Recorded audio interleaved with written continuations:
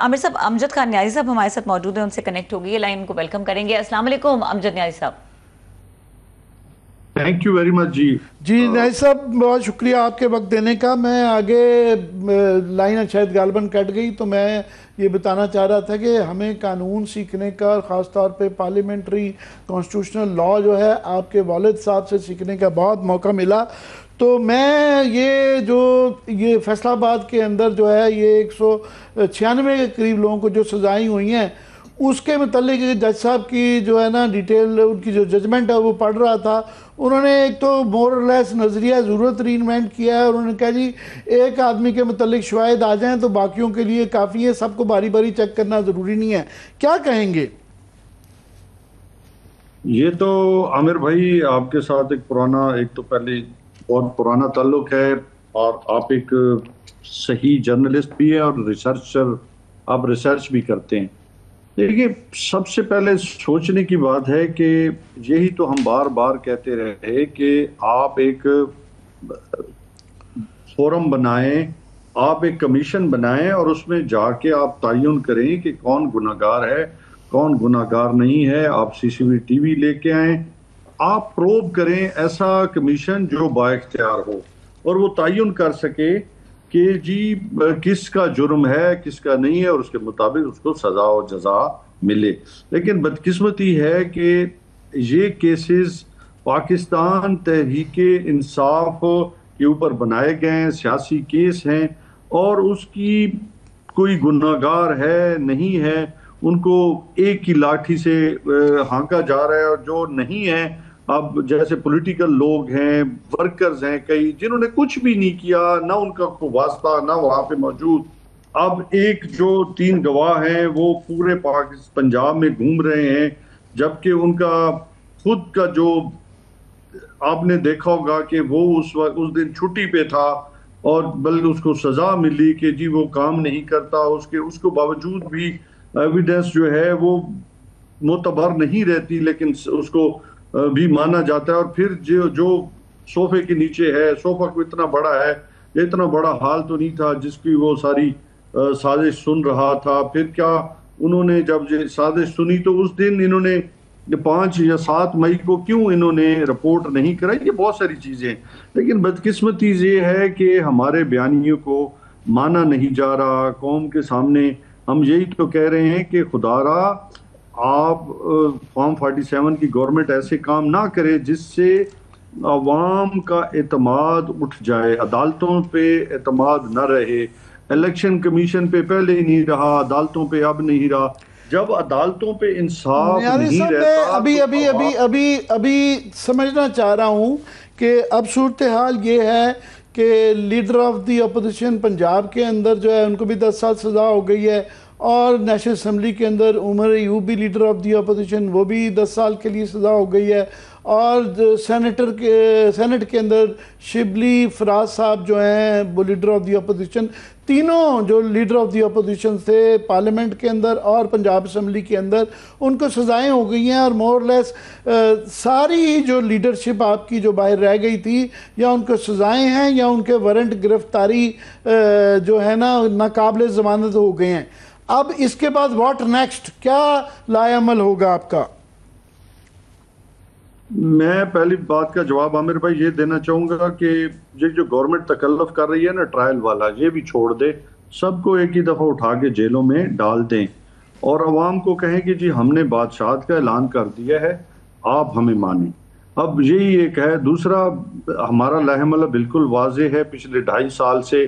ہم اسی فسطائیت کا مقابلہ کر رہے ہیں، اسی جہریت جو ہمارے اوپر ہو رہی ہے، کیسز ہو رہے ہیں، ہمارا لیڈر عمران خان جیل میں بیٹھا ہے، لیکن ہم ہمیشہ کہتے ہیں کہ ہمارا احتجاج، ہماری تحریک پرامن ہے، پرامن رہے گی،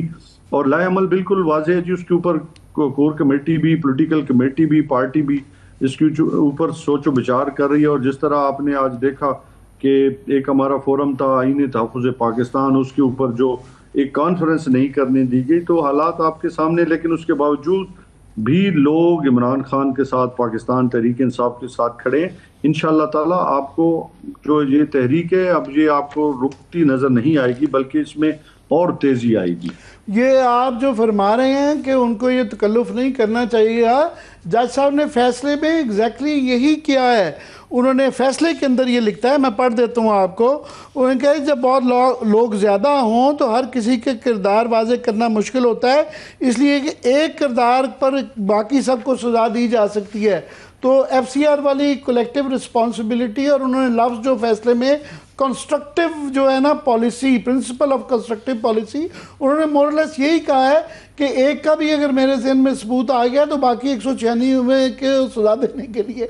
کافی ہے. عامر صاحب، جس طرح سے امجد صاحب نے کہا کہ لائے عمل بالکل واضح، اب بالکل بھی واضح نہیں ہے. اگر یہ ایک آنیسٹ بات کی جائے نا، وہ ٹھیک ہے، سمجھ آ رہا ہے کہ وہ جس طرح کی سچویشن میں ہے،